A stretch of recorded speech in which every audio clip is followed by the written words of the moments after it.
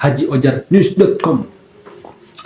Saya ingin bertanya, pas kemarin pertandingan Indonesia lawan Bahrain, kenapa pemain Bahrain dahlah males, loyo, tidak bersemangat, permainannya amburadul, apa kena mental atau kena teror, saya juga gak tahu. Aneh banget. Dan kayaknya duit besar terhadap Bahrain, makanya Bahrain mainnya gitu amburadul. Parah banget, duitnya besar. Dan saya juga menikmati permainan kemarin, tapi saya juga tidak senang Indonesia menang karena ada yang celetuk.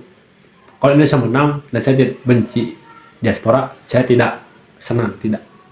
Yang saya senang cuman permainannya, hiburannya doang. Kenapa? Ya karena siapa yang gol saya senang.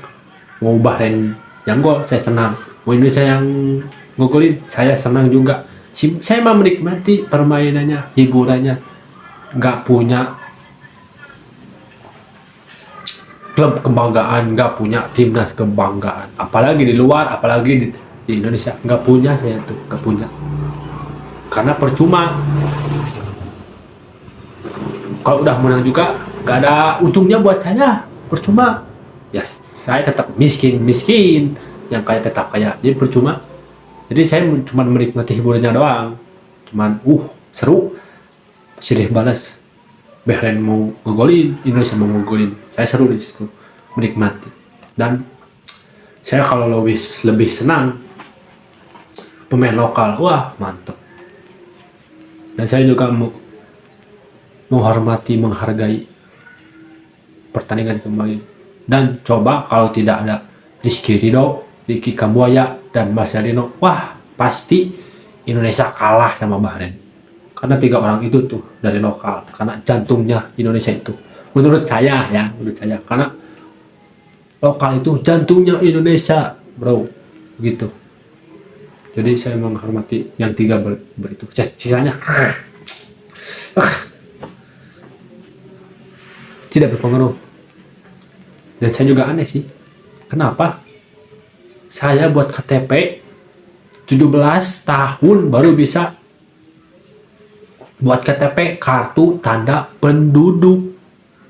Harusnya yang di timnas itu yang udah 17 tahun, yang punya KTP. Ini pemain dari luar langsung masuk naturalisasi, ini itu, belum juga dapat KTP, kartu tanda penduduk. Dan kakak juga kan, kakak di negara orang kan. Saya juga aneh tuh, kenapa sistemnya begitu. Saya ini nunggu dari 17 tahun baru bisa nambah KTP. Tapi aneh sekali sih.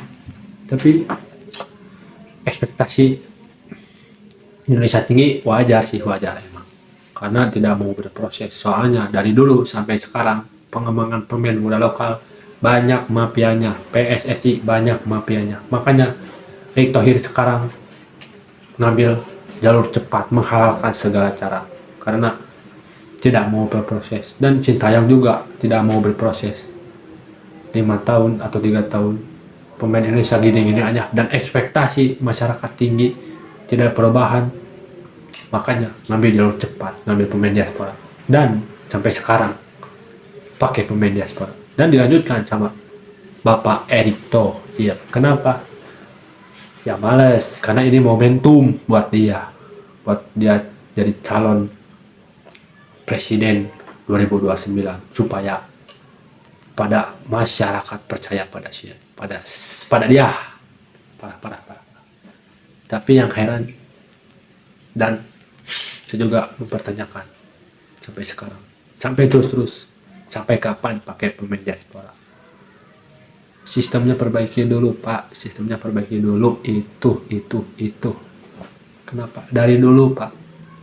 Di zaman dulu sampai sekarang lokal tidak diperhatikan. Kenapa tidak diperhatikan? Ya karena itu sistemnya bodoh amat.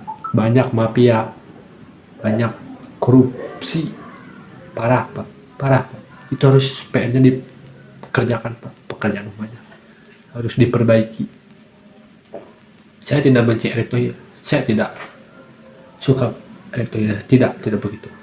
Saya hanya benci programnya dia, karena ini momentum buat dia. Tidak suka saya itu di situ.